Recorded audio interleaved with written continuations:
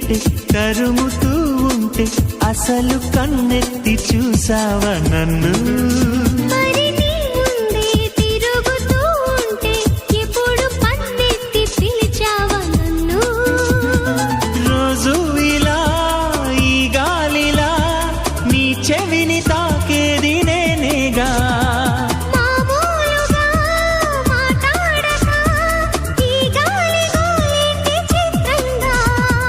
కలుసుకో త్వరగా కలలు నిజమవగా